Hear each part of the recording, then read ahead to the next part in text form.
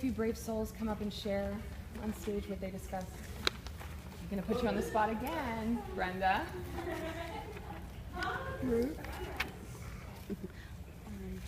Ruth and Brenda. You're going to come share.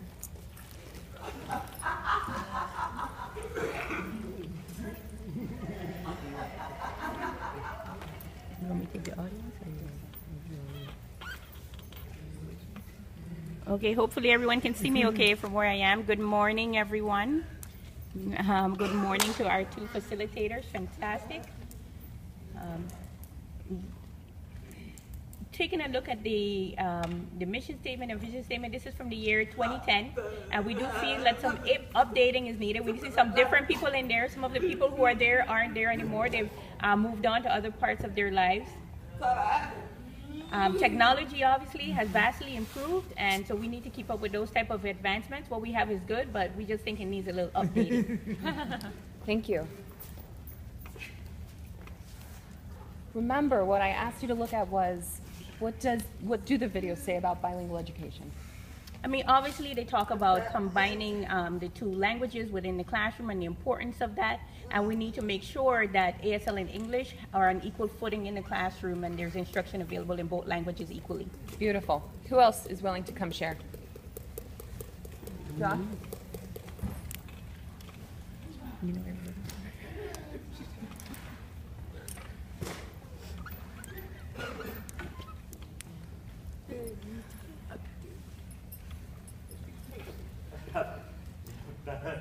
I just came here to get the sleeping bag. You can do that too.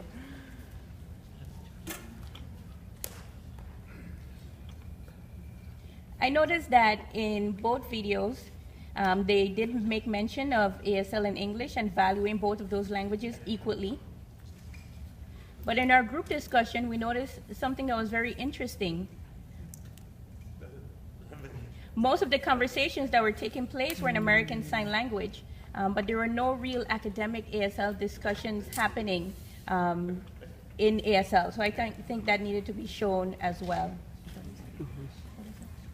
We want one more person to share, please.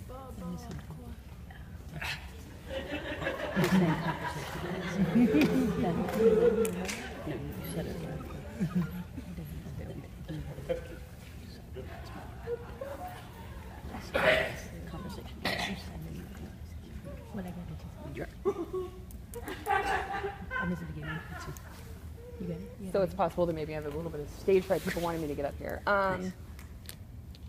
The key here is exposure as much as possible, both with family, the school environment, socially.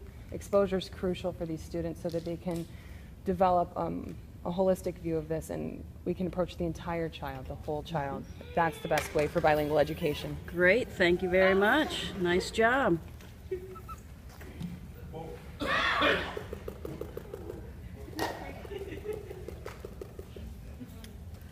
Thank you, everyone, for sharing.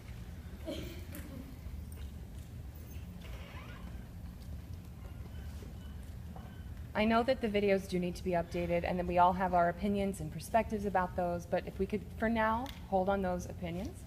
This is an opportunity for us to look at the message in both of those videos. What is our mission? What is our belief statement? We need to keep those in mind throughout the day, because that will guide our purpose here for our meetings with both Kendall and MSSD, okay? Thank you.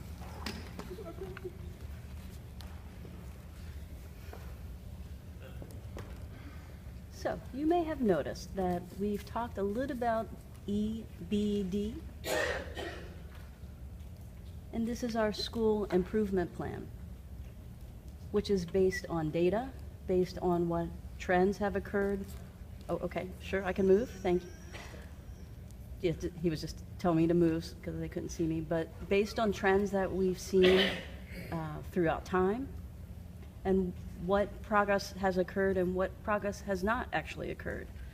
So we want to reshape and recreate our practices, our teaching methods systematically.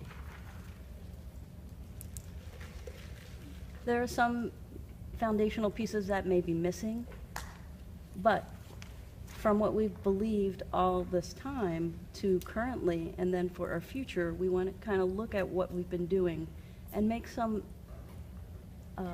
develop some new strategies with the EBD.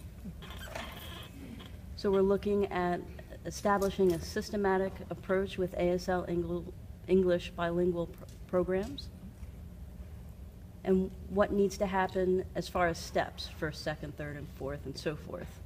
What we need to do now, what we are doing now, and what we need to do in the near future to make this all happen. We are in a good place right now. We, though, still have a lot of work to do. Sure, we have to roll up our sleeves and get ready and do it. So the work we need to do is what we're actually starting today. We won't be finished with our work today, but we're defining the work and the scope of work which will need to happen in the near future. Work meaning looking at the systematic entities of what we're doing here, trainings, instruction to For the child from the child's early age to later development. And we want to also get everyone's perspectives. There may be a situation where someone has a certain issue they want to address, particularly to language access. An older child coming in at age of 18 without real communication skills yet. There may be a child who comes in later in life who does not have any communication skills or development. There are some individuals who we have to keep in mind. Again, looking at this systematic approach and systematically throughout our whole program, and then individually. So to understand our foundation and our policies that support that foundation. So that's the plan for here on out to begin this fall. Again, we're not going to finish this today. We are going to start on it. And then in the fall 2014, we'll have some other intentional discussions about ASL and English bilingual approach.